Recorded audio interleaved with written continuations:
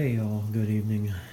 It is late here on a Thursday evening. This is going to be my first video for my channel here. I had a freshwater tank for a little while, but wanted to change it up a little bit. I've actually had the saltwater tank now for about 2 years, but just haven't posted any videos.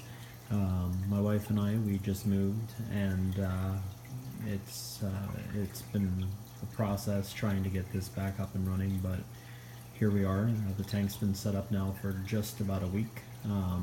We changed the sand. I changed it to a fine grade rather than the coarse grade that was previously in there, so it has a little bit of a haze to it, but as you can see here, the Zooanthid colony here is doing really well. This is the only coral that I've got in the tank right now.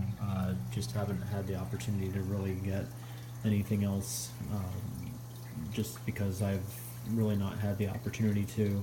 I've just been busy, obviously, buying a house and you know, just life in general, right? So you can see the pair of clowns up there at the top. They were my first pair of ocellaris clowns that I own, or that I have owned here, I guess. I did have a decent stock beforehand. Unfortunately, I lost all of that due to ick. So it seems to be a common problem, but we've been able to restock a little bit. So we've had the clownfish now just over a year, and they've been doing great. The female has definitely grown. Then you'll see the yellow tang. He's swimming back there in the corner.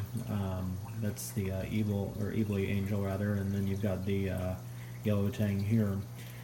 Story with him, he was actually in a tank at a Petco, getting spined like crazy with a sailfin tang, and I felt really bad.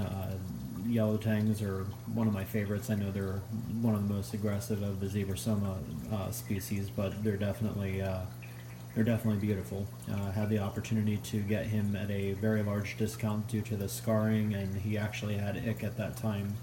I brought him home and got him treated with copper, and trying to see if he'll come back out. He probably won't. He's really camera shy, but he has some serious scars left over from the HLLE, just deprived from all kinds of nutrients, and just unfortunate, but glad we were able to save him, and he's been with me now for almost a year, so he's survived, and there he is. You can kind of tell just on the white patching. Yeah, there you go. That's I've been trying to use here. Let's see here if I can grab it out of the container here. Of course, I don't have it down here. I'm still trying to move my stuff in, but used Brightwell Aquatics Vitamin C, and it unfortunately, it's good for their overall health, and we still soak the food here and there occasionally in their food, or we still soak their food in that occasionally, but unfortunately that didn't really help him out much more than where he's at right now. And then then you got the red stripe angel there, the Eibli angel. He's been really a cool addition to the tank. I got him and actually the Zooanthid coral from a friend of mine that got out of the hobby, but he's been a cool addition. He's been really fun to watch. So, but yeah, this is just episode 1 to kind of give more perspective on the equipment. Obviously, you can see this is a general run-of-the-mill.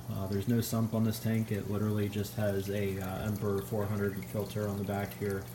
And then we've got a Reef Octopus Classic 1000 hang on the back skimmer here.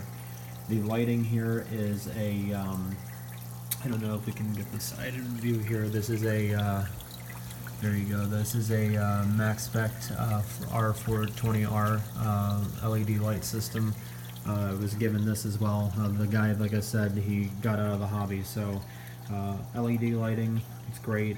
It's really brought a lot of great color out in this Zooanthid colony here. I have actually noticed that there's probably been about probably a good 30 or 40 polyp development on here. As you can see, it's kind of spreading towards the bottom of the rock here, and we've got some other polyps coming in underneath. So we'll see as we go on, maybe get some more hardy corals. I'm still learning really about this hobby, but I've been able to really enjoy it so far. I know that the rocks are all brown with all the diatoms and everything again. That'll go away here shortly, as everyone knows. The rock was actually all live at one point. Unfortunately, I don't know if you can really see much of the coral and algae. You can kind of see what's left of it here on this rock here, as opposed to the white here. But you can see that there's some remainder of coral and algae there. But yeah, so this is the tank. It's a 60-gallon marine land ensemble. Kind of like one of those typical sales that you get at like a PetSmart or something like that. But this is the tank. This is just to start, to show where I'm at, and kind of keep a running progress of what's going on. And we'll fill you in more as we go on. Thanks for watching.